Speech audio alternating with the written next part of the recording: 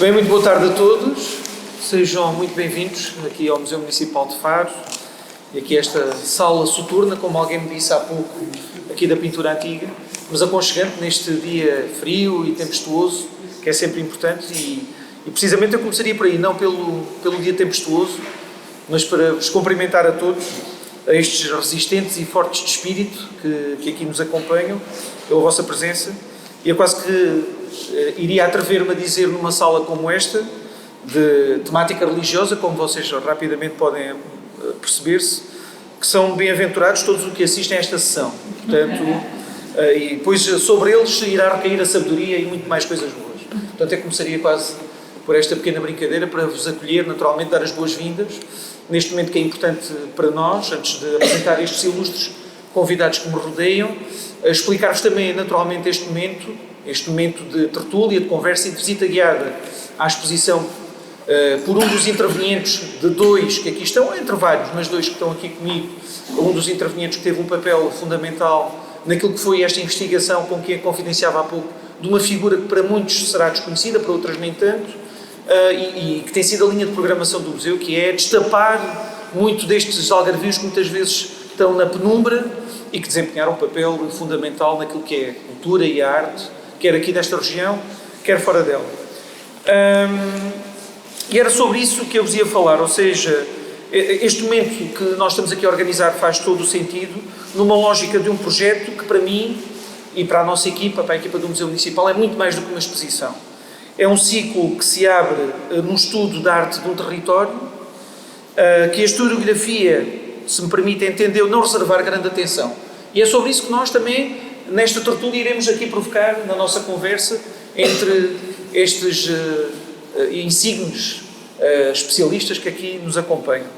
Eu diria também porque é que é importante este momento, porque para nós, Museu Municipal de Faro, é uma empreitada de conhecimento e de saber que tem permitido inventariar figuras, peças dispersas, relações com Lisboa ou com a Andaluzia, dinâmicas, agendas, e José Dias Sancho é uma peça nesse puzzle disto que eu vos dizia, uma espécie quase de ponta de iceberg, que aqui nesta tarde vamos tentar de alguma forma dissecar naquilo que é possível, não tornando a sessão enfadonha, e eu julgo que com as pessoas que tenho aqui ao meu lado, longe disso, será provocatório também, a ideia é que se possa estender também para quem está desse lado, aquilo que nos interessa aqui é dissecar um pouco as várias facetas do José Dias Sancho, por um lado, a sua época, as suas discussões, as suas polémicas e o seu sentido de humor também, que o teve, e sobre isso poderemos falar. Ora, eu iria apresentar então estes convidados muito especiais, que até aqui trouxemos, até aqui à cidade de Faro. Eu começaria por apresentar a nossa estimada e amiga professora Raquel Henriques da Silva. Eu não vou falar do currículo, pois arriscava-me a ficar aqui a tarde toda, portanto não é sobre isso que nos interessa aqui falar, mas é uma grande amiga. Não vou repetir aquilo que tenho dito nas últimas vezes, porque ela chateia-se comigo, mas é uma pessoa que eu muito estimo, não vou falar nem em lendas, nem em lendários, nem coisas épicas. Uma prestigiada figura do nosso meio museológico e académico, todos se conhecerão, catedrática jubilada da Nova de Lisboa, uma das mais preeminentes vozes da história da arte portuguesa do século XIX e do século XX, foi diretora do Museu do Chiado e do Instituto Português de Museus. E, naturalmente, é uma honra tê-la connosco nesta tarde e em muitas mais tardes que se vão suceder, até porque outros projetos que se vão seguir, vocês irão ter conhecimento, em que a professora Raquel Henriques da Silva terá uma posição aqui importantíssima, fulcral, diria eu. Depois temos aqui à minha esquerda o Fernando Rosa Dias, que nos tem habituado nos últimos anos a estar aqui connosco em vários projetos, um grande amigo. Estes vários projetos têm criado aqui muitas complicidades entre nós os dois e entre nós, o Museu Municipal de Faro, e o Fernando e a Faculdade de Belas Artes também. É um investigador, do meu ponto de vista, eu já o tenho dito publicamente e volto a dizer perante vós, é um investigador de primeira água, primeira linha. Primeira água não se pode dizer hoje. Não se pode dizer hoje, pois, primeira água não se pode dizer hoje. É melhor não. Escreve deliciosamente. Eu gosto muito do Fernando, posso dizer isto aqui publicamente também, pelo trabalho que tem feito. Já chega. Já chega. E acho que abriu aqui uma fase dourada no museu, com uma programação sobre a história da arte algarvia contemporânea, que não se sabia e com resultados surpreendentes. É professor nas Belas Artes de Lisboa, coordenador de mestrados, investigador em centros de estudos científicos, autor de inúmeras exposições, escreve que se farta, e, portanto, é curador científico desta exposição do José Dias Sancho, que nos irá depois, naturalmente, guiar e falar com outro pormenor sobre este grande projeto. Mais à ponta, daquele lado, muito bem.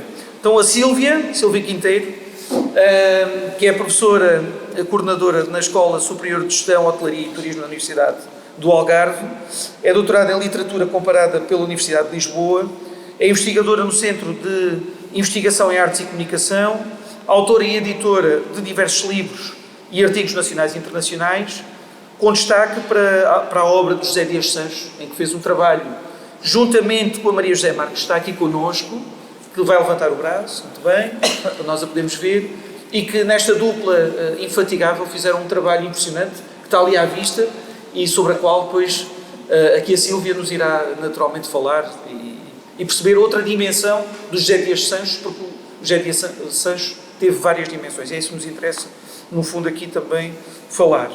A Joana, que está aqui também ao nosso lado, a Joana Galrão, é licenciada em Artes Visuais da Universidade do Algarve, mestre em Curadoria também pelas Belas Artes de Lisboa, com a tese do projeto expositivo do José Dias Sancho. Portanto, as duas pessoas que eu vos falava que tiveram aqui um papel fundamental foi o Fernando e foi a Joana, no caso da Joana como curadora executiva da exposição, uma jovem promissora artista aqui da praça, com vários trabalhos de curadoria, aqui pelo Algarve e não só. Portanto, foi curadora executiva e isto tudo, a curadora executiva, ela depois também naturalmente irá explicar e eu irei lançar-lhe essa pergunta, foram várias as horas em que aqui esteve connosco no museu, a tratar desde pequenos a grandes pormenores. O Vasco pediu para ser o último, eu vou naturalmente agora apresentá-lo, também está aqui connosco. Eu diria, arriscaria dizer que tudo começou com o Vasco, este projeto. Tem que ser feita também essa referência, essa saudação. É apaixonado pela arte algarvia e por figuras que tem também destapado e tem vindo a descobrir nas suas investigações. É investigador, editor e jornalista e tem uma abundante colaboração em diversos periódicos de artes e letras. Tem feito várias comunicações, tem participado em colóquios académicos e conferências em instituições culturais. Organizou várias antologias literárias e é autor de 5 livros sobre o Raul Brandão, figura nossa bem conhecida também. Portanto, feitas aqui as várias apresentações e com a intenção de que não seja um momento demorado, mas sim bem disposto, informal, como as próprias tertúlias devem ser. Portanto, não há aqui propriamente um formato, mas irei propor aqui várias linhas de reflexão entre todos os convidados, com possibilidades, naturalmente, de todos participarmos, como se estivéssemos aqui numa mesa redonda, com todos os tais fortes de espírito que aqui... eu já passo, arquiteto Cantinho, eu já passo a palavra. Vamos começar aqui, no fundo, a fazer estas reflexões. Eu já passo a palavra. Só para saber se há palmadinha dos carecas. Está, sim, senhora. Pronto, palmadinha dos carecas. Palmadinha está dada. A gente avançaremos. Só os agradecimentos, naturalmente, finais ao SIAC, à Miriam, ao Bruno e ao João Paulo, que está ali connosco, lá atrás, que se disponibilizaram para gravar esta iniciativa, que é importante para podermos depois lançar e publicar. Um agradecimento especial ao Dr. Bruno Inácio, o diretor do Departamento de Cultura, que está aqui também connosco nesta sessão importante.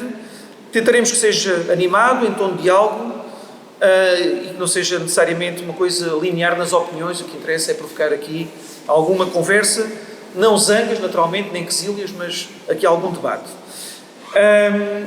E eu começo pelo Fernando. Começo aqui pelo Fernando, para lançar aqui uma primeira pergunta que me parece importante, sobre a qual também tenho refletido, todos nós temos falado, até nas várias visitas que aqui temos feito, quer nesta exposição, quer noutras, sobre a arte algarvia, para perguntar se, afinal, existe um regionalismo algarvio nas artes e na cultura desta região. Gostava que... Regionalismo ou... Regionalismo. Regionalismo ou modernismo? E modernismo também. Que é o título da exposição. Boa tarde a todos. Um grande abraço a todos que estão presentes e aqui muito especial ao Marco e à confiança que me tem depositado nestas questões. Um prazer, já várias caras já habituais nestas questões, prazer em estar convosco. Sim, isto é uma questão que eu acho que temos tentado exatamente afirmar. Tudo começou por causa do caso Perfil, uma espécie de mistério historiográfico, e se podemos debater o que é isto que tem estado a emergir desta ideia do modernismo algarvio com consciência regional, e esta dimensão entre regionalismo e modernismo que dá o nome a este primeiro foco expositivo, é uma questão que anima uma geração. Eu acho que o apogeu desse modernismo está muito na Primeira República. Há evidentemente contextos da dinâmica política e cultural que num Algarve também vive uma época interessante do ponto de vista económico ou financeiro, que permite outros riscos, mas sobretudo uma força intelectual que está aqui. Vem muita literatura, há figuras literárias importantes, mas no âmbito das artes plásticas e sim a historiografia, se calhar pode ser uma provocação também para a professora Raquel, que é uma historiografia que tem a matriz do José Augusto de França, do grande José Augusto de França, e sempre com respeito pelo José Augusto de França, mas que renegou este lugar, renegou esta região e o seu lugar nesse modernismo.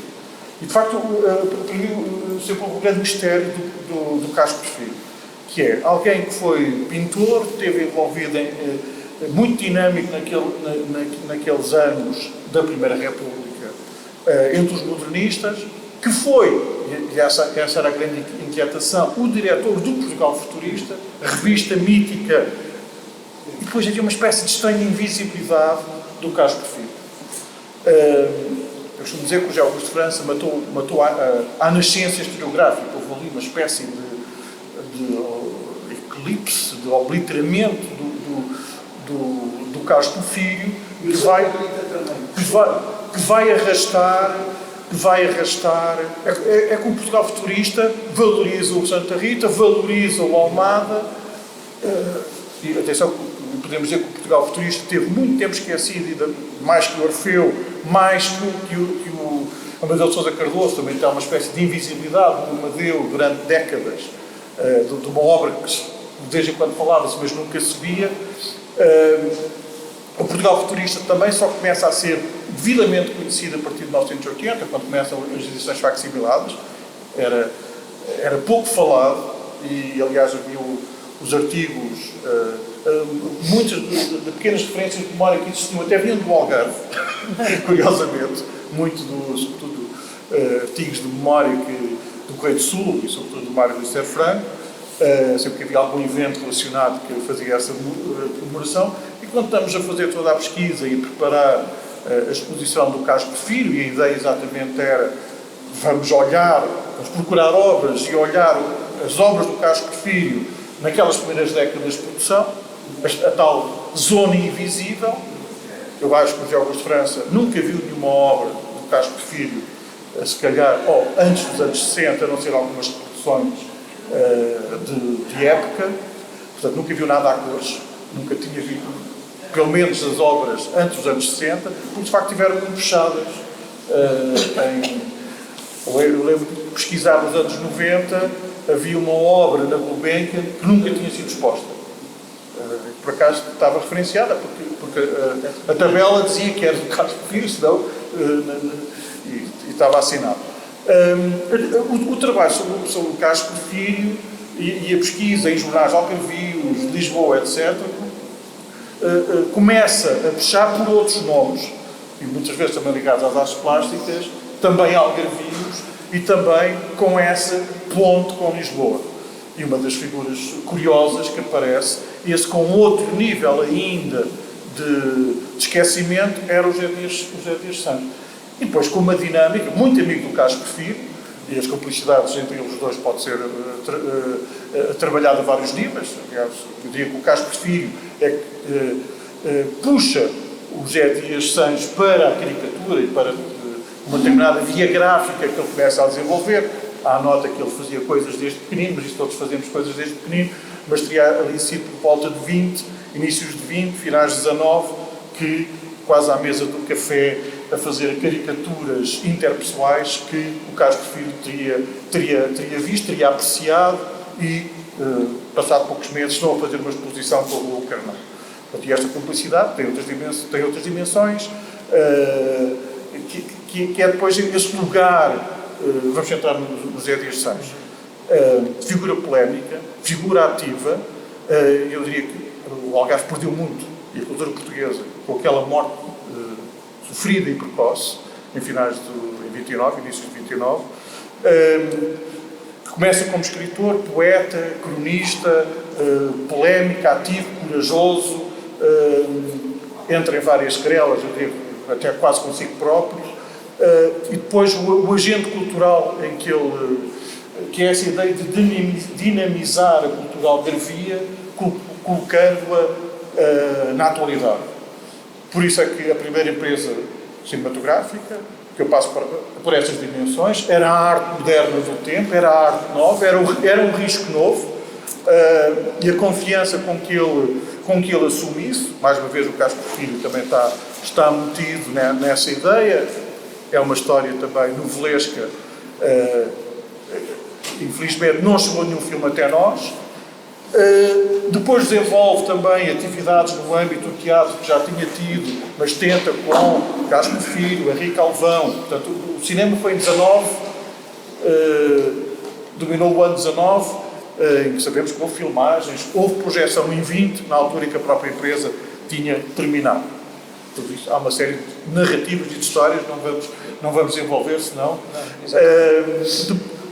Mas logo a seguir, envolve-se com o Henrique Alvão, novamente Carlos Porfírio, o compositor Manuel Ribeiro, e vão, entre várias atividades, por exemplo, com o Henrique Alvão ele faz no Casino de Montegordo, fazem num casino, ou num dos casinos, numa altura que havia 2 casinos em Montegordo, fazem uma conferência sobre humorismo, em que o Zé Dias Santos está a fazer caricatura ao vivo, que era uma coisa que o Real da Câmara fazia muito, aliás, o Real da Câmara, contratados por eles também, e chegou a preparar-se uma recepção, uma vinda do Real da Câmara. O Real da Câmara era famosíssimo, o Real da Câmara, às vezes não temos a noção disso, era o português artista mais famoso em Espanha e em França, nos finais do século XIX e início do século XX. Era uma vedeta internacional. Hoje, quase que nós próprios nos esquecemos do Real da Câmara, que às vezes é mais exposto internacionalmente do que já vi o Real da Câmara em museus franceses, em museus espanhóis, nos 2 lugares de exílio dele. Isso também tem uma relação com a arquitetura. Essa viagem acabou por não acontecer, programada em 19, em que o Real da Câmara também vinha expor, apresentar, falar sobre publicidade, tudo no âmbito de fazer desenhos e apresentar a caricatura, tudo isso dentro da tal empresa cinematográfica que o Zé Dias Santos tinha criado com os seus próximos. Mas em 20, logo a seguir à falência do cinema, é a aposta numa produção de teatro musicado, sobretudo com essas alianças. Carlos Porfírio mais para a cenografia, o Henrique Alvão para também apoio na escrita, e o Manuel Ribeiro, compositor esquecido, também no âmbito da música. Fazem algumas coisas, têm imensos problemas, sempre essa dificuldade também de produção, logística e de confronto, ter lugares para apresentar as coisas, que haja recepção também daquilo que são os poderes locais os donos locais. Houve alguns conflitos, que aliás eles quiseram apresentar primeiro em Faro, que tiveram problemas, quem foi com o Cine Teatro, e acabaram por fazer a primeira estreia deles em Olhão. Mas há essa ligação do Henrique Alvão, também completamente esquecida das biografias do Henrique Alvão, e que os leva, e permitam ainda esta nota, a uma viagem, uma missão artística ao sul de Espanha, para falar com vanguardistas de Sevilha, que eram os ultraístas de Sevilha, e vão-se ficar grandes amigos, sobretudo do Rogério Buendia, que é o primeiro tradutor de Fernando Pessoa. uma grande revelação feita aqui há uns anos, de um investigador de referência literária luso-espanhola, só que antes do Buendia traduzir Pessoa, em meados dos anos 20, traduziu José Dias Sancho, Julião Quintinha, etc, etc. Ou seja, uma série, e o próprio Henrique Alvão, uma série a fazer poesia. Portanto, esta dinâmica cultural, e é essa a ponte que vai levar o Rogério Buendia, que vai, por exemplo, anos depois apresentar-se na Contemporânea, a uma proximidade com os modernistas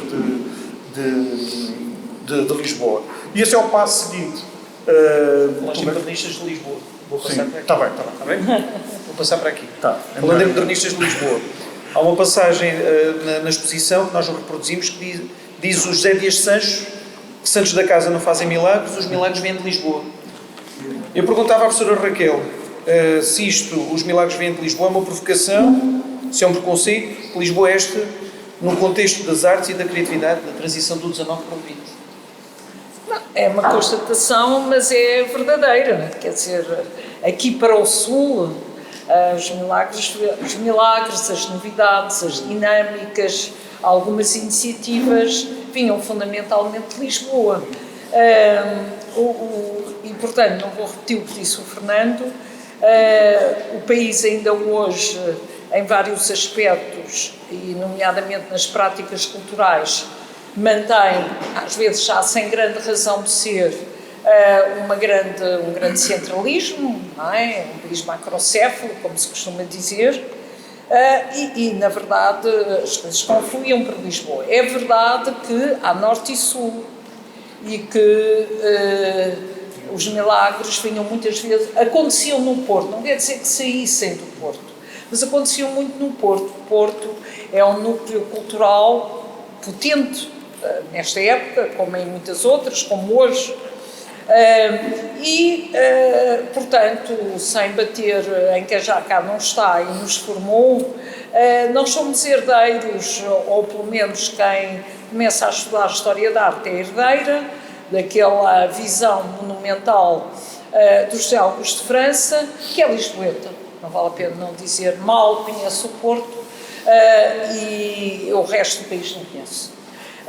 O que é muito interessante neste modernismo algarvio e porque é verdade, sem dúvida, do ponto de vista literário, creio eu, não me meto nisso, do ponto de vista plástico é modernismo, podemos voltar a isso, mas é este modernismo, de uma forma geral, inscrito num regionalismo considerável, numa importância da questão regionalista, da região do Algarve.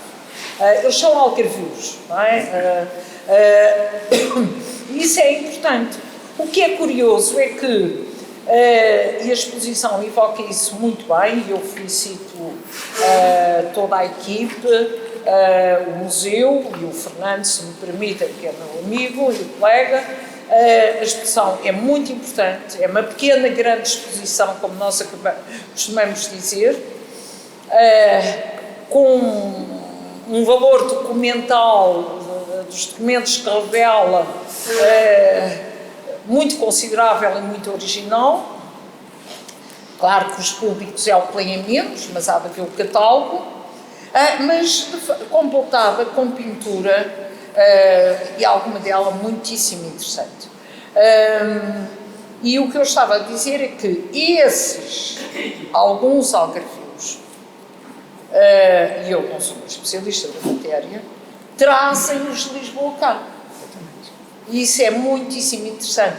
Não é que não possam os de cá ir a Lisboa para estudar, por relacionamentos diversos, por questões editoriais, mas há, e a exposição mais uma vez mostra isso, não é? Esse topos que ficou, e o José Augusto de França salientam, mas não nas dinâmicas que ele envolve, que são os magníficos, que aqui está mas há uma boa meia dúzia deles, pelo menos, as revistas de Leão do Eduardo Viana. Ora, como a exposição e a investigação manifesta, essa ideia de Olhão Vila Cubista. Não é o Eduardo Viana que a cria, o Eduardo Viana é cativado por isso, por alguns amigos algarvios que já tinham representado Olhão exatamente como ele há de representar, claro, com uma categoria e um nível pictórico superior. E, portanto, embora seja a centralidade de Lisboa não está em causa, é um dos raros momentos de elaboração do modernismo português em que fora de Lisboa, o conde é trazido para Lisboa e passa a integrar a iconografia do modernismo.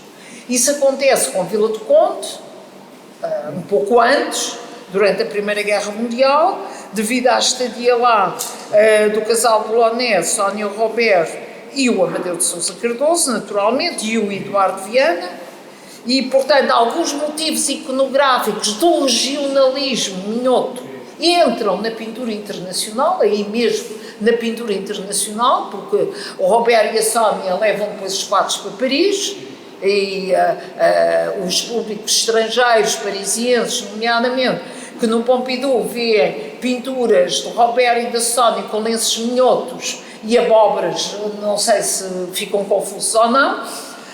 Olhão não chegou a isso, não teve a mesma projeção, não teve cá estrangeiros que levassem, mas a pintura do Eduardo Viana leva uma questão que era aqui uma questão regionalista, uma questão de afirmação de um território, em toda a sua complexidade de heranças, que a arquitetura tradicional algarvia, nomeadamente Olhão, manifesta, levou isso para dentro da questão modernista. São sempre, os motivos de Olhão contam fundamentalmente com o Eduardo Viana. É tempo, os mais novos, de reescreverem a história, de irem fazendo capítulos para isso, que outros, o Roberto Nobre, em primeiro lugar, é o que eu conheço melhor, e o Zé Dias Sancho também, sendo que, por aquilo que eu percebi, e era também uma questão que eu deixava aqui, eu sou de História da Arte, não quer dizer que não gosto de literatura, gosto muito. Estive ali a ler uns poemas do Dias Sancho, 2 que li, não fiquei propriamente maravilhada, mas eu acho que ele fundamentalmente é no campo das artes plásticas que está e se situa, e depois teve aquele azar que os muito bons parece que têm, não é? Morrem cedo, não é? Os estupores ficam cá chateados a cabeça, por exemplo eu,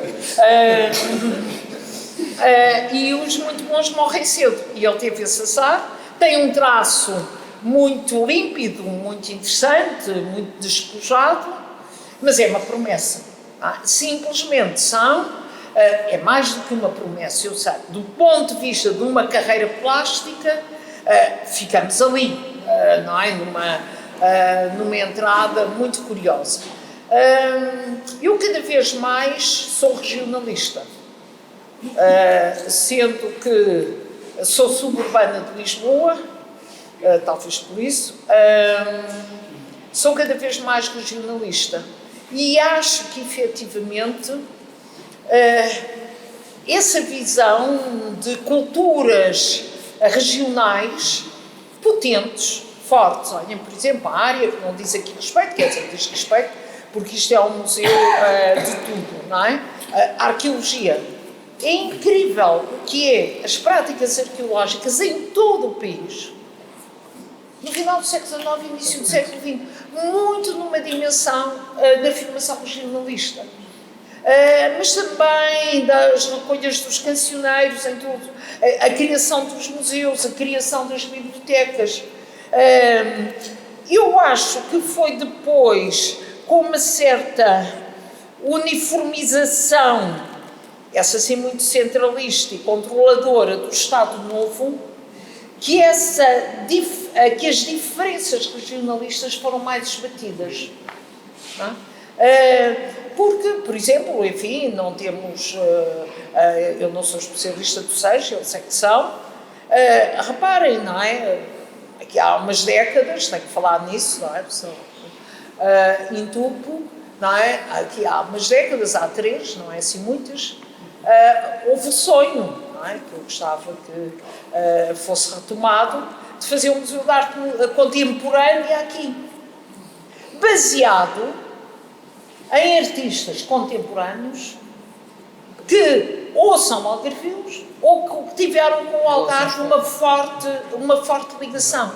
Portanto, com todo o respeito pela investigação, que é brilhante, pelas novidades que a investigação traz, essa questão do regionalismo e dessas criatividade em momentos chaves de ruptura e de criação do novo, existiu nestes anos, entre 10 e 30, portanto, basicamente a Primeira República, um bocadinho de má memória, mas esse lado é muito interessante. Ontem talvez, o Fernando explicava-me isso, eu acho que tens toda a razão, que eles são também muito republicanos. E a República, no campo dos princípios, que também nunca passou muito à prática, e quando passou, passou mal, quase sempre, no campo dos princípios, a República é regionalista. E essas coisas também contam. A monarquia também. Menos. Então o acordo está lá em Lisboa. Pronto, ok. Já disse o que tinha a dizer. Muito bem, uma verdadeira lição. Sílvia, que fala aqui do projeto em simultâneo com a Maria também, fizeram um trabalho monumental, eu diria que é quase uma bíblia, a dimensão desse trabalho de recolha e de depoimento do José Dias Santos nessa dimensão mais literária, que nós também muito superficialmente falávamos, e eu gostava de perguntar que novidades resultaram desse trabalho, com quem ele se corresponde, que temas nos apresenta, essencialmente, no fundo, fazer aqui uma espécie de resumo desse trabalho, que é uma dimensão importante que está espelhada também na exposição. Deixa-me dizer 2 coisas. Ou 3 também. Antes de... Número 1, o José Dias Santos, de que eu estou a ouvir falar, é uma figura assim um bocadinho de arquivo da história. O meu José Dias Santos, o José Dias Santos das pessoas que estiveram envolvidas, é outro e já lá vamos. Também é esse.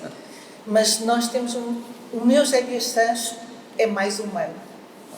É menos a figura histórica, é mais o homem. Muito bem. Eu estava a tentar perceber porque é que as coisas não me estavam, e acho que é isso.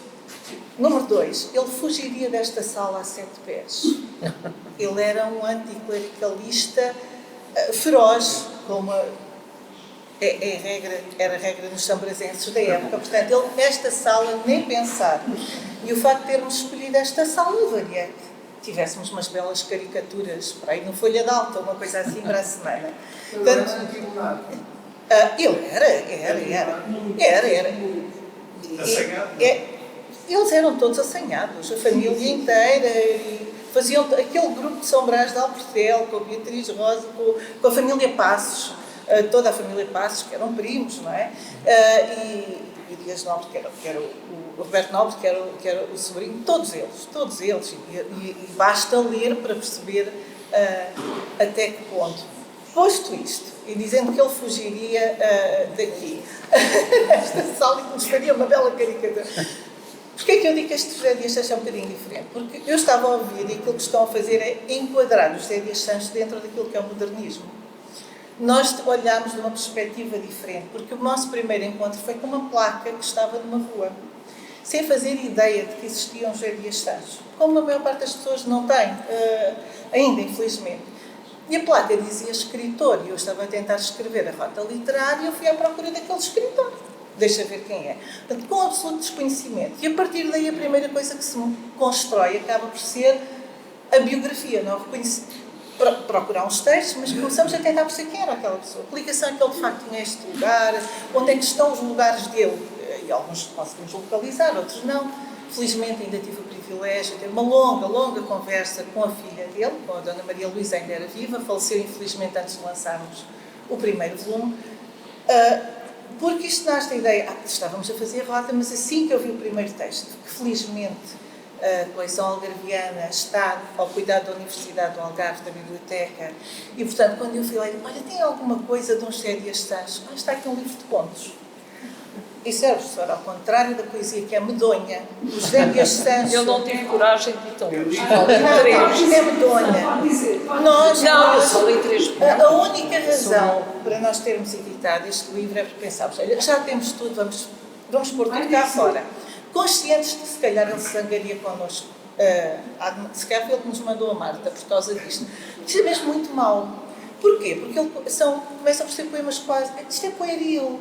Ele começa a escrever com 12, 13 anos. Portanto, isto é uma coisa muito... É muito inocente, é demasiado. Mas nós decidimos, olha, já agora está aqui tudo, comprometemos. Devo dizer que, na altura, nós encontramos os contos, ficamos logo encantados, estes contos têm que ser publicados. Há sempre este problema, quem é que vai pagar isto? E então fizemos uma recolha, um bocadinho, começámos a encontrar coisas, não é? Agora há mais isto, há mais aquilo, se calhar encontramos mais qualquer coisa, e quando demos por nós percebemos que já temos aqui suficiente para 3 ou 4 livros diferentes. Pronto, então contactámos a Câmara Municipal, que está aqui hoje representada, não é? E devo dizer que tivemos acolhimento 5 estrelas desde o primeiro momento do município, e sim senhora, façam lá a investigação que nós pagamos, a edição, porque nós fizemos o trabalho pro bono como de gosto, está aqui, as representantes não me deixam mentir, mas foi um gosto, fizemos com imenso gosto. Foi um trabalho de pura paixão e se calhar por isso é que resultou em mais de 1400 páginas. Nós queremos acreditar que está cá tudo, mas há sempre... Porquê? Porque nós encontramos um José Dias Sanches que tinha de facto aquele livrinho de contos, que era o Deus Pan, mas depois começámos a encontrar outros contos. Eu já passo também para poderem ver um bocadinho. Chamámos Deus Pan e outros contos, colocámos aqui um conto infantil, algumas coisas nós tivemos muita dificuldade em classificar. Depois estavam muito dispersas, há aqui um conto infantil, ou para crianças, que a Maria já não deixa de dizer infantil, para crianças, que hoje seria tudo menos um conto para crianças, e politicamente muito incorreto. Mas é o único conto que ele tem para crianças, porque ele dedica-o à filha. Ele sabe, está consciente de que não tem muito tempo de vida, e dedica-o à Maria Luísa para quando ela souber ler. É um homem de uma ternura incrível, aliás, que é parte da família Passos. A família Passos é toda assim, é ternurento, é um homem muito apaixonado, sim, aquela loucura pela filha do João Lúcio, não é? Com quem ele acaba por casar, aquilo é tudo assim muito... Minha avó diria um amor assolapado. Assim, é de facto um apaixonado, mas é um homem muito ternurento. Só que depois também, quando fica um bocadinho zangado, ele, à exceção dos Ídolos de Barro, em que ele de facto é feroz, e nós, quando lemos os Ídolos de Barro, devo dizer, quase não reconhecemos, mas isto não pode ser. Nós tratamos pelo nosso Sanches. Nós dizemos, isto não pode ser o nosso Sanches. Que horror, que linguagem. Nem parece ele. Ele realmente ali houve qualquer coisa, porque ele, de um modo geral, o que é que ele faz? Quando ele não gosta, ele é muito irónico.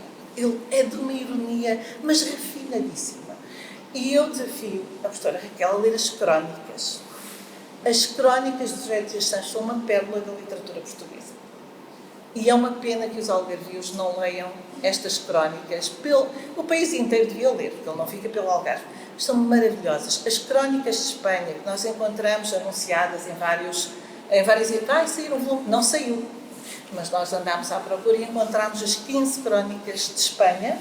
Depois há outras, Diamond, que é incrível, depois mostra um homem muito à frente, ele vai ver uma tourada e vejam a descrição que ele faz de uma tourada. Podia ser, hoje em dia, uma pessoa a lutar pelos direitos dos animais, ele é perfeitamente atual.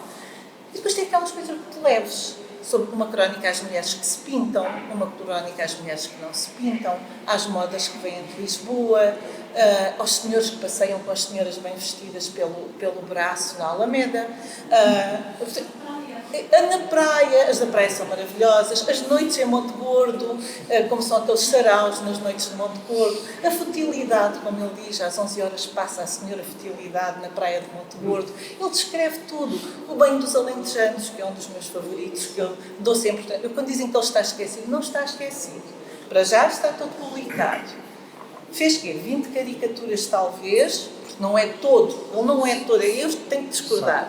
Isso é o lado acessório do José Dias Sancho. As caricaturas vêm, são só mais uma expressão deste lado dele, muito crítico, um olhar muito atento, e depois muito bem-humorado. Não é? Isto é em 1920, que ele está a uma mesa, penso que aqui no Cine Teatro em Faro, e começa a rabiscar as pessoas que estão a intervir e depois é desafiado a fazer. É um lado acessório. Quantos autores é que fizeram 20 caricaturas e têm direito a uma exposição? Ainda que seja neste âmbito. Poucos. Eu, de facto, acho que ele até está a ser bem tratado por nós. Ele esteve há muito tempo esquecido. Mas nós temos levado a imensas conferências. Ele anda sempre a passear pelo Brasil, pela Espanha, pela Itália. Neste momento, eu leciono sempre os textos dele nas aulas. Uso as crónicas, uso os contos, nunca a poesia. Aliás, a poesia está sempre assim no fundo, que é para nós também não pensarmos muito nisso. O romance é bastante razoável, não é? Não, mas a prosa breve e as crónicas dele são maravilhosas e conseguimos ter também esta percepção das relações que ele tinha com as outras pessoas. Nós não transcrevemos, apesar de termos guardado, aquilo que os outros escreveram sobre ele, a não ser na nota biográfica, mas percebe-se que ele também era um homem muito, muito amado por toda a gente. Aliás, temos a lista das pessoas que o foram visitar horas antes de ele falecer, o Cândido Carreiro, o Mister Franco, foram todos despedir-se dele. Portanto, era um homem muito apaixonado pelo Algarve, muito apaixonado pela família, pelas pessoas todas em torno dele, mas com um olhar crítico incrível. Só deixar uma nota, calmo já, que ele não escreveu só. No Algarve, ele publicou em jornais, publicou a partir de Lisboa, colaborou com o Jornal do Porto, penso que a situação, não é Maria José, não deixe falhar, com a situação do Porto, e nós estávamos, eu tenho que contar esta história muito rápido, quando nós publicámos, como devem imaginar, 6 volumes não se publicam todos num dia, mas nós para publicarmos o primeiro, que era dos contos, nós tínhamos de ter o levantamento todo feito. Nós, quando publicámos este livro, o primeiro volume já andávamos há 3 ou 4 anos já às voltas. Porquê? Porque tínhamos de ter a garantia de que os outros já estavam mais ou menos organizados e que tínhamos os contos todos. E estávamos nós tranquilíssimas a achar que já estava, demos o ok para ir para a tipografia, ele estava já entregue ao senhor para imprimir e a Maria José telefona-me e diz: encontrei um conto. E eu disse: por favor, diz-me que é tão mau que não vale a pena lá pôr. Que é como a poesia, ele diz: não, é ótimo e fundamental. E foi um stress prepararmos a impressão e o conto ainda cá está. Onde é que ela foi encontrar? No Jornal Brasileiro. Portanto, ele viveu 30 anos e é um ponto extraordinário. É a Fonte Santa, que tem a ver... A fonte não é? A fonte é central na história de São Brás. Portanto, o jornalismo é importante. Importantíssimo, importantíssimo. E é uma revista das mulheres, jornal. Exatamente, tipo o jornal, a revista de Lavores, uma coisa assim. E é fantástico. E se há conto em que ele é crítico, quem quiser perceber o que ele pensava dos padres, ele Mas não era só isso. é maravilhoso. Não, mas esse conto é maravilhoso. Mas o nosso editor foi fantástico e disse: não, senhora, se vocês acham fundamental, para já, é preciso que vá a tempo. E foram todos incríveis. E, portanto, eu acho que foi de qualquer coisa. Muito bem, e otimamente. Vou passar agora aqui à Joana. Houve aqui uma outra dimensão também do trabalho, que foi traduzir a sua tese de mestrado, no fundo, nesta exposição.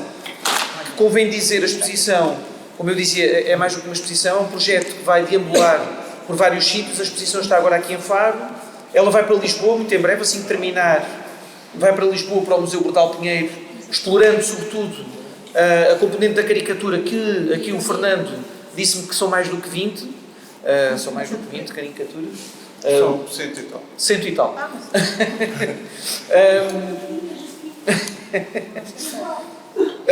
E depois... Ainda propusemos por um ecrã a passar com as...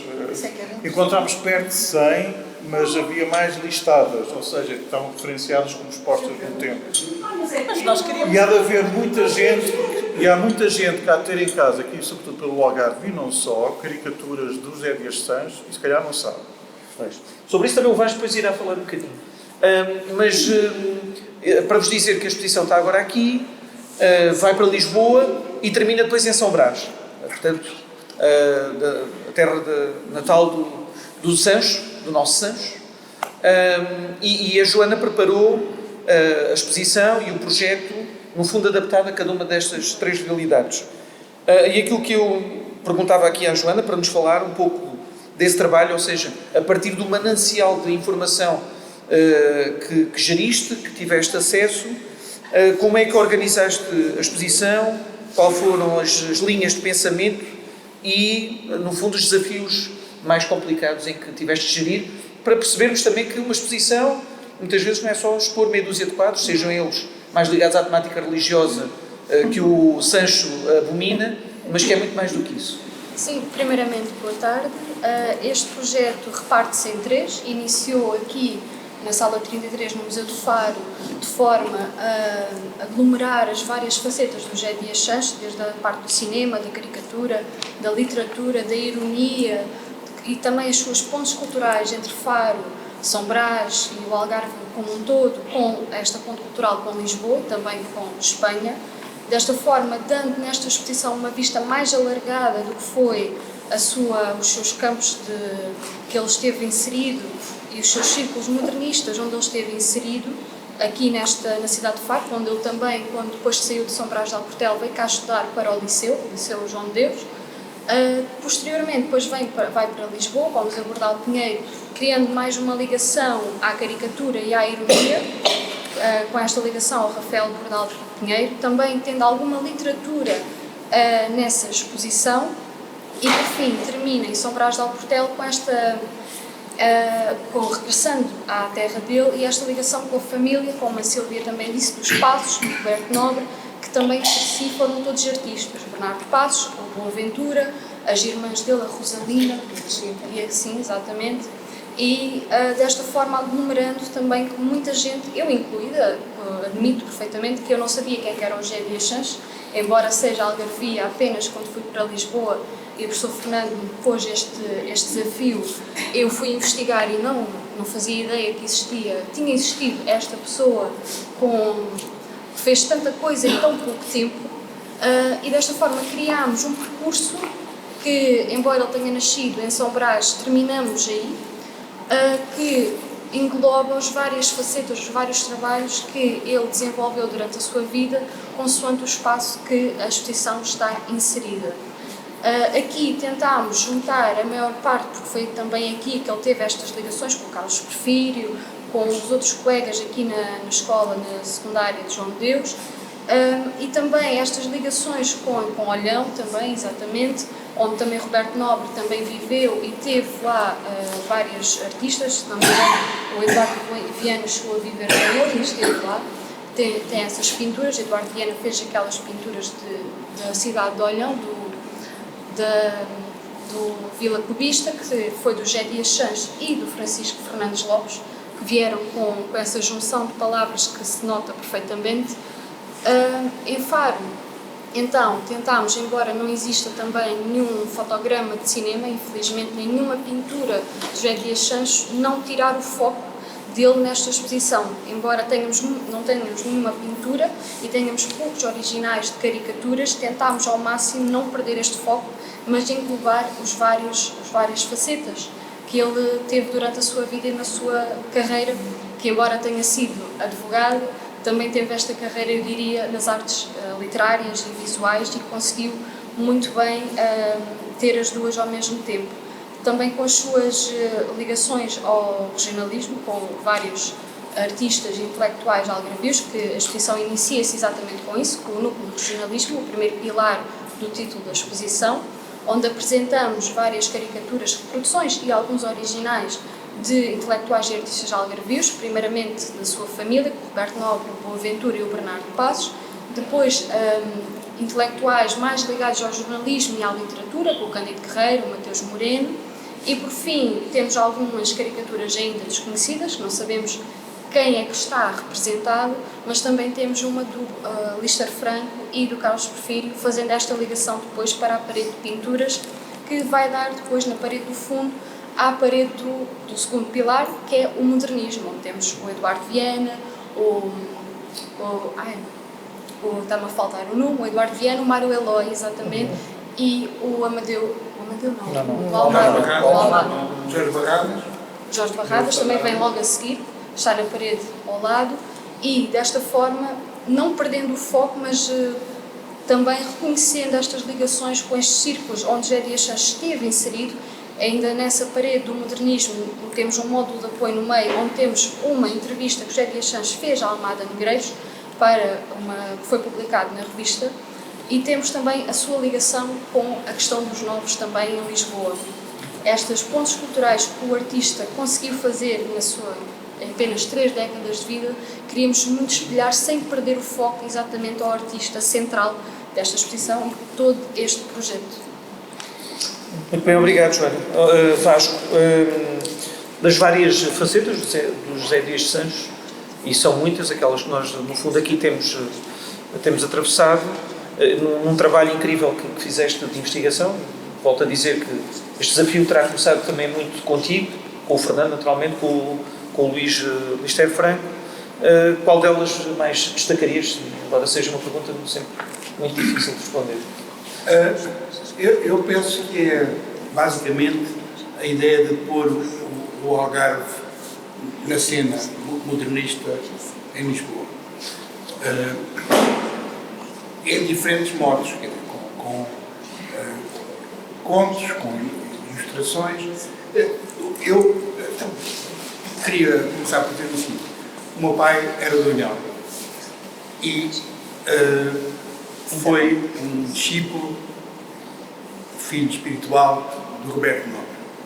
E para mim, eu sempre ouvi o meu pai e os seus amigos algarvios que foram para Lisboa no princípio dos anos 50 falar desta gente toda com a maior admiração.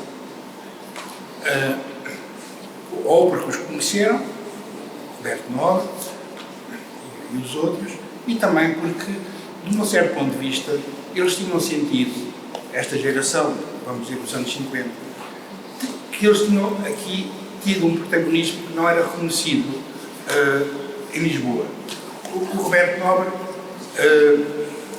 e o Bernardo Passos, que também era muito ativo naquela altura, tinham tido, mesmo depois dos anos 20, 30, um papel importantíssimo na cena cultural portuguesa. Quer dizer, o Bernardo Marques, na revista Panorama, na revista da Gulbenkian, como ilustrador, como capista, mil coisas que fez. O Roberto Nobre, como crítico de cinema, crítico de arte, dos elementos culturais todos, como cinéfilo, como crítico de cinema, historiador do cinema.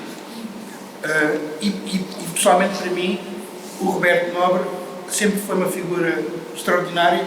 Era um homem que começava a falar com o meu pai e nós tínhamos à espera que eles parassem de conversar, que era nunca paravam de conversar, mas para voltar para casa tinha que ser esperado. E sempre me interessou muito por esse homem e penso que é um grande esquecido da cultura portuguesa, que deixou muitos textos em jornais que não foram recolhidos. Um dos meus sonhos é fazer isso que fez com o Luís Santos, que é juntar isso. Comecei a fazer isso muito há 20 anos, comecei a fazer isso. Espero continuar e conseguir concluir.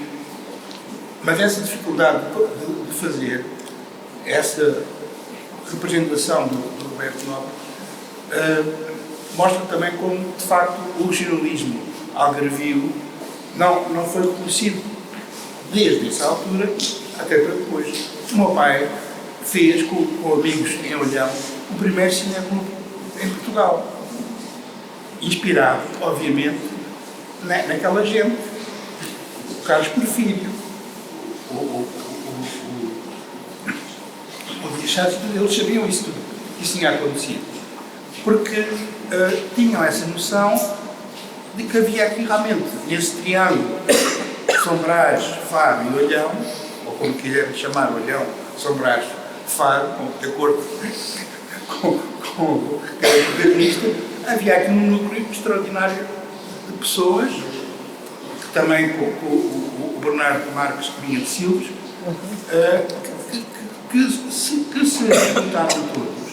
E depois há essa coisa absolutamente extraordinária, que nunca foi posta em destaque, que é, de facto, o Roberto Nobre ter trazido o Eduardo Viana e depois o Mário Eloy a Olhão para pintar o Algarve. Um arquiteto muito importante nessa altura, Carlos Ramos, que a professora Raquel conhece muito bem, que estava cá a fazer o bairro de pescadores em Olhão, e escreveu no Correio Olhanense uma coisa que eu sei citar de memória, que diz: está entre nós o pintor Eduardo Viana, que vem pintar o Algarve, ajudem, e o Algarve ficará pintado para sempre. Ficará pintado para sempre. Portanto, tinha uma consciência total do que era trazer um pintor como o Eduardo Viana ao Algarve. O próprio Roberto Nobre, em Crónicas dos anos 50, relembra esses momentos. E o que ele tentou fazer cá. E quem estuda a arquitetura, até a história do próprio turismo, sabe perfeitamente que o turismo, o Monte Gordo, os casinos, não sei o que, essas coisas todas, demonstraram que o Algarve tinha um grande papel em tudo isso. O próprio Tinel Eterno, com a estação de Vila Real, etc. O Algarve tinha isso. A memória do meu pai, dos seus amigos, era toda essa. E, portanto, eu aprendi a ver isso. E, de facto, para fazer esse levantamento do Roberto Nobre, que só teve este livrinho sobre o Roberto Nobre, cuja nota biográfica eu assim, isso fez-me ver os jornais do Algarve, os outros jornais todos, a Ilustração Portuguesa, a revista Civilização, onde repararam que a revista Civilização do Porto, dirigida pelo Ferreira de Castro, tem motivos algarvios, e isso não era de sumenos. E a professora Raquel disse que lembrou muito bem os Delaunay, e portanto eles tinham a ideia de que, trazendo grandes pintores modernistas ao Algarve, conseguiam colocar o Algarve na cena sim. Ou seja, e portanto, no meio da minha busca do Roberto Nobre, descobri a figura do Dias Santos, porque, e sobretudo o seu parentesco, e depois o parentesco com todos os outros, realmente uma coisa quase interfamiliar, e até para vos dizer, por exemplo, que o Roberto Nobre, uma vez que foi a São Brás do Alportel, descobriu na casa que era da família do Dias Santos, que foi assim numa altura de inverno, e eles tinham uma lareira e estavam a pôr as achas na lareira. Uma das coisas que estava para pôr lá era uma tela do próprio Henrique Pousão, que também tem aqui uma grande figura desta época e deste lugar. Portanto, há aqui uma tremenda injustiça na história da arte portuguesa, e agora não vou estar a dizer culpa de quem é, provavelmente também os algarvios podiam ter feito um pouco mais nesse sentido à época e depois, para trazer essas pessoas para a primeira linha, porque elas estavam na primeira linha. É preciso lembrar, por exemplo, o Bernardo Marques foi o capista dos livros mais modernos do António Ferro. A casa do António Ferro, em Lisboa, na Calçada dos Caetanos, tinha a sala com um friso etnográfico pintado pelo Bernardo Marques. Portanto, estavam no centro das coisas. Tinham, de facto, agora, de tal maneira, o Bernardo Marques não pintava, acho que era alérgico ao óleo, tinta de óleo, e portanto ficou na ilustração. Mas teve um trabalho extraordinário como ilustrador. Ele, a essa altura, eu também pesquisei isso, tenho um livro sobre o Bernardo Marques, uma coleção de design e ilustração. Ele pediu uma bolsa para ir para a França e Suíça estudar gravura no sentido de ilustração de obras literárias. Quando o Bernardo Marques foi para Lisboa, ele foi estudar letras. De todos estes eram únicos letras, únicos. E tinha uma grande formação como leitor, aliás, se vê nas coisas que ele fez, como ilustrador do Lessing, etc. E essa parte toda, o Bernardo Marques nem sequer foi estudado devidamente. Há um livro que é uma tese sobre ele, da doutora Bairrão Rui, sim. Porque é uma coisa, sim, válida, mas merecia que, desde essa altura, talvez 30 anos ou quase 40, já há outra coisa que pudesse ser feita. Dá aqui um grande déficit. Este trabalho que esta equipe, que nós fazemos parte já há uns anos, em relação ao Dia Sancho, tenta pôr isso perante uma pessoa cuja vida foi curta e, portanto, não teve um grande espaço para levar adiante tudo o que podia ser. Portanto, estamos perante uma pessoa que foi uma promessa de alguém que não viria a ser. Mas já por aquilo que deixou, se mostra como não só esteve extremamente ativo em várias áreas, como fez tudo, inclusive nas relações com a Espanha. Ele foi a Sevilha encontrar-se com vanguardistas dali, o que significa que também havia uma relação importante do sul de Espanha e do sul de Portugal que eles tentaram criar, coisa que também não deve ser desprezada, não é? No sentido das suas relações culturais, etc.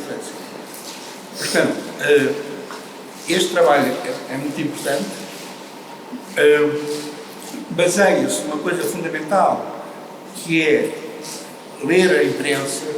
Os jornais têm um tesouro por descobrir.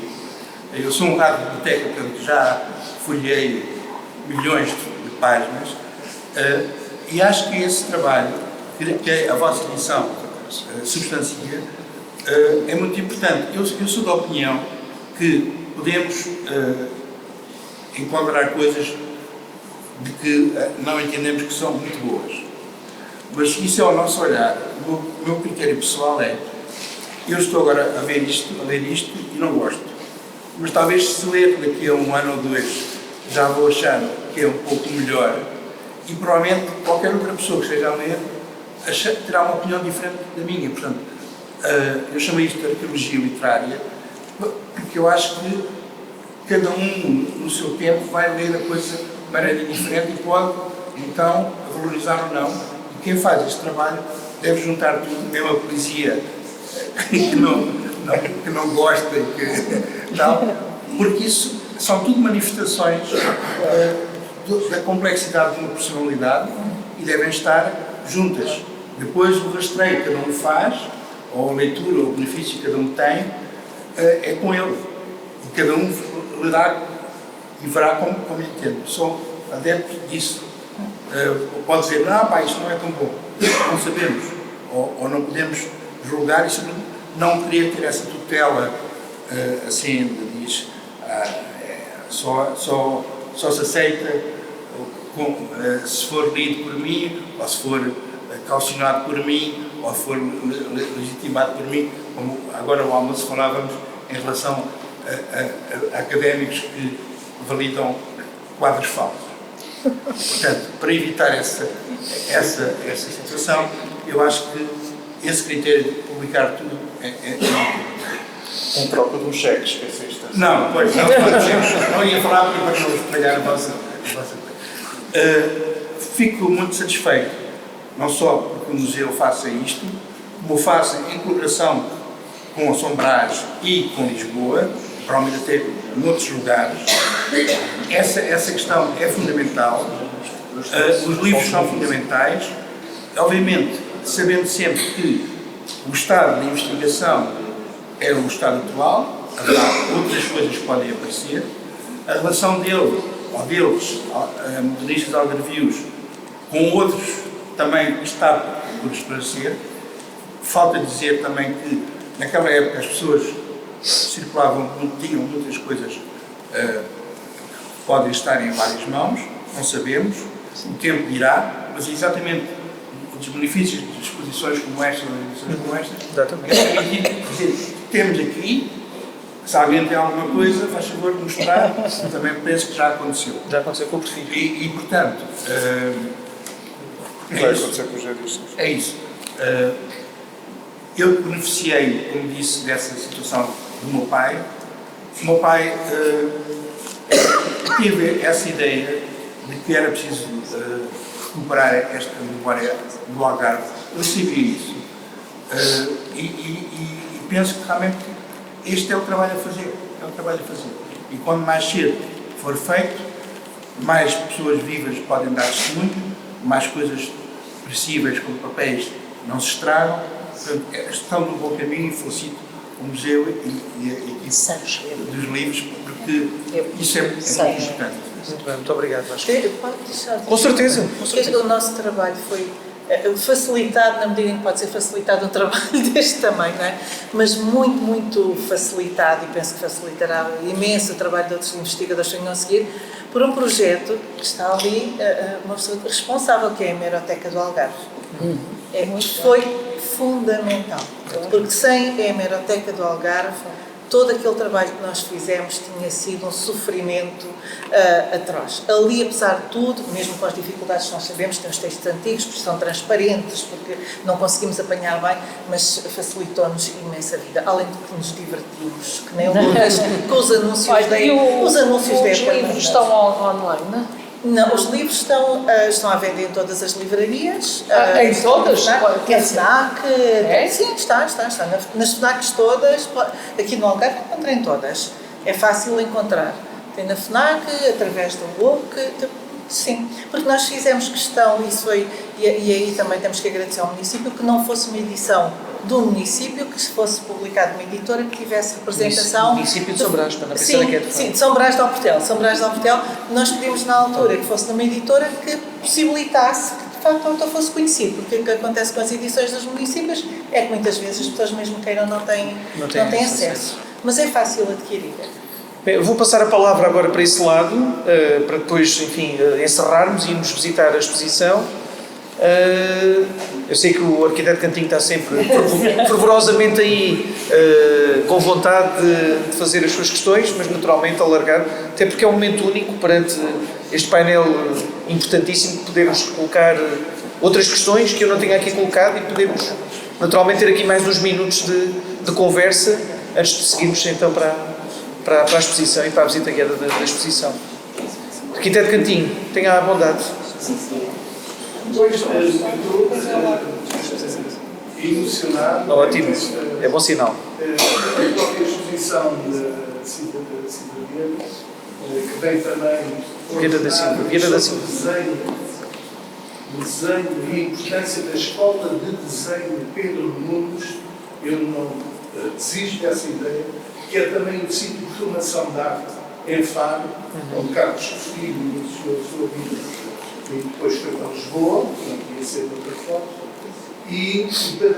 mas eu queria agora incidir naquilo que aconteceu quando organizámos o encontro do centenário do futurismo e o Heraldo, a principal peça literária, jornalística, um jornal essencialmente literário. Ninguém diz que é um jornal literário, isto é que é importante, focado no que o desejo também representa.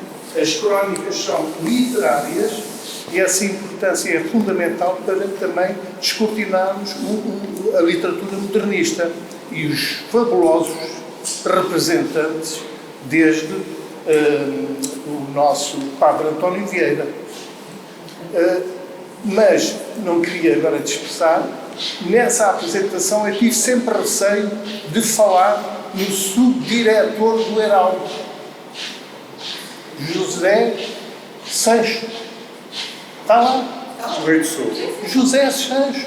E fiz a pergunta ao professor já falecido, e ele diz-me que não pode ser o José Sancho, que é teenager. E eu não falei nele. Enalteci o Lista Franco, que é o patronato dele. E não leiam a poesia do Lista Franco. Mas já temos dois aí. Está aí já a influência. Mas o desenho, que é aí a arte do Lista Franco pai, não confundamos pai com filho, são duas dimensões até diferentes. A honra seja feita também ao Mário, como jornalista. Mas a questão é que o Heraldo é fundacional nas palavras de um grande pesquisador recém-falecido e que diz que foi em Faro que se oficializou o futurismo, através do Heraldo e das colunas Gente Nova Futurismo. Portanto, o subdiretor José Sancho, não tem lá dias, é, sem dúvida, este senhor. Pesquisem isso, que é fundamental. O Heraldo é fundacional do futurismo mundial. Nós temos que englobar o movimento a nível internacional e destronar de vez o Marinetti. O Marinetti é que deixa muito a desejar. Quem é que acredita numa pessoa que faz a blague, eu só posso entender a blague, de destruir Roma e todos os seus monumentos e construir uma Nova Iorque? Isto é uma coisa impensável, mas eu percebo o que é esta euforia dos futuristas a fazerem as suas representações cénicas, que criavam um elan à volta de uma revolução artística, fantástica, mas que não valia nada. E o Fernando Pessoa, o nosso representante, e penso eu que é mundial, não se pode duvidar que Fernando Pessoa é internacional, não tenho dúvidas, com os vários heterónimos e sobretudo com o Bernardo Soares, que faz a divulgação da literatura a nível mundial. Portanto, José Dias Sancho é o subdiretor de um jornal fundacional que nasceu em Tavira, e por isso é que Álvaro de Campos é de Tavira, não tenho já dúvidas disso, há que pesquisar. Álvaro de Campos é de Tavira porque é o primeiro artigo em Portugal a afirmar o que é o futurismo como estética. Que dá nome à Biblioteca Municipal. Então, tudo bem, o arquiteto Cantinho, mas eu tenho aqui um artigo que escrevi em 2019, foi no Heraldo, que o poema litoral de Almada Negreiros e alguns poemas do Mário de Sá Carneiro foram publicados pela primeira vez. O poema litoral foi a primeira vez. No Heraldo. Litoral é Almada Negreiros. Litoral é Almada Negreiros. Almada Negreiros. Está no céu. Olha, ninguém está a ouvir, quer dizer, não é?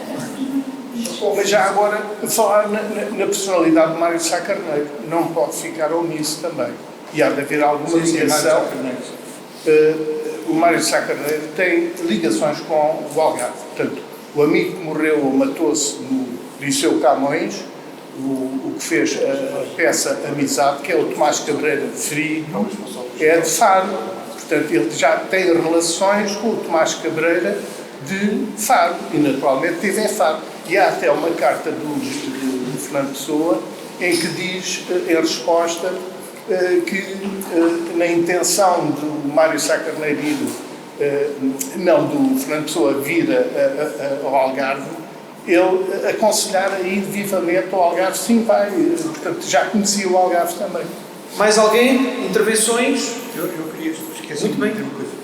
Falei dessas pessoas todas, no ido para Lisboa, mas além de todas elas, há uma pessoa fundamental, também como colecionador de arte, que é o Agostinho Fernandes. Claro, claro. Fundamental, que fez a grande coleção modernista, que está na Gulbenkian e outros fora, é da coleção dele. E a quem dedica o Fernando Pessoa, o banqueiro anarquista. E também com essa ideia do cinema, também quis fazer O banco Que era é anarquista. o editor da revista Sudoeste, do Almada, já nos anos 30. Muito bem, se calhar. Temos aqui a Custódia, quero dar uma palavrinha, a representação do município de São Brás. Só uma breve. Ficamos todos a querer isso ao Brás da Alpedela.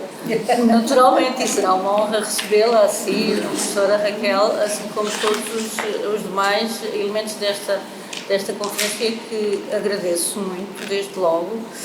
Vim acompanhada pela diretora da nossa biblioteca, a doutora Olga, e de facto foi um prazer trabalhar para este projeto com estas duas pessoas encantadoras e apaixonadíssimas por esta personalidade, pelo José Dias Santos, que, pronto, de facto tem que ser mais conhecido, e não sei a quem é que se deve o déficit que foi aqui apontado, quer sobre o José Dias Santos, pronto, é inusualmente que existe, quer, por exemplo, como disse o Vasco, julgo que não estou a errar, sobre Roberto Nobre.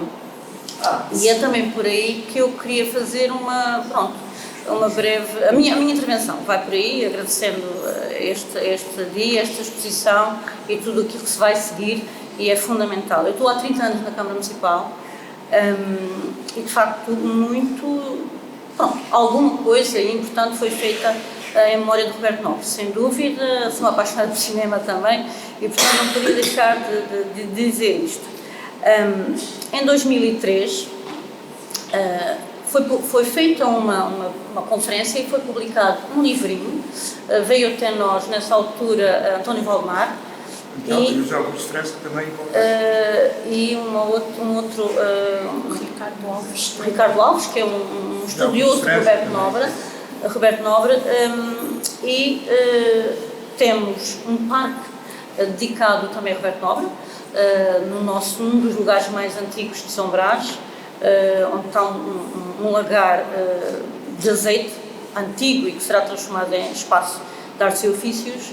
É o Parque Roberto Nobre, e tem exatamente uma caricatura lindíssima feita aplicada numa pedra de mármore, e portanto alguma coisa tem feito. E, por exemplo, também abri aqui meramente para me referir a algumas datas, porque não sou uma mulher de fixar datas, sou de fixar outras coisas. E em 2023,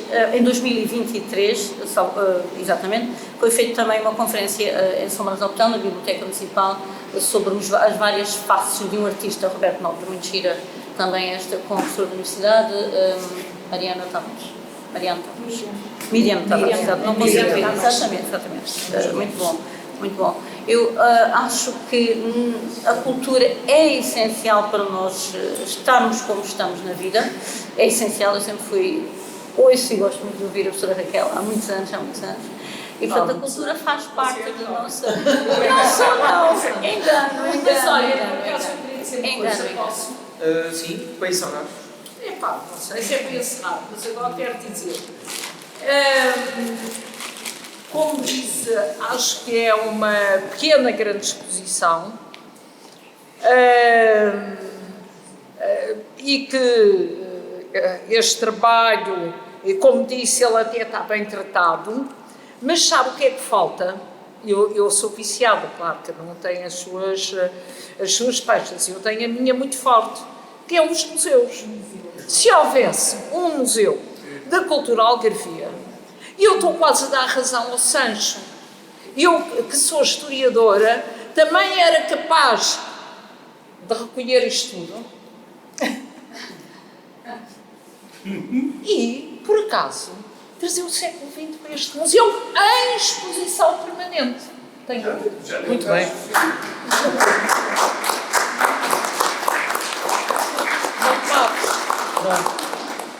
Mas pode falar simplesmente daquilo que o museu tem feito no século XIX e XX. Está bem, mas não chega, é preciso exposição permanente para dar formação às escolas, para estar sempre à vista, para se fazer atividades de acompanhamento. E isso é que estabiliza, não são só exposições temporárias.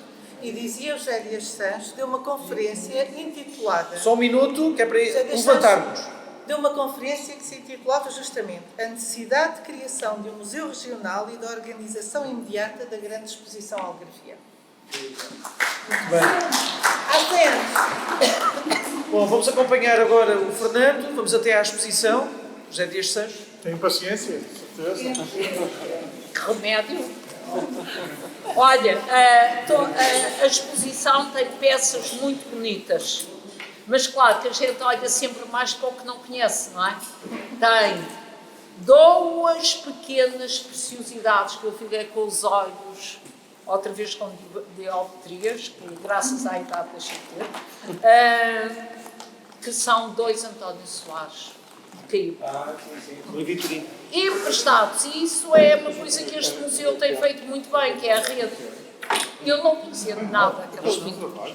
Não conhecia aquelas pinturas de António Soares.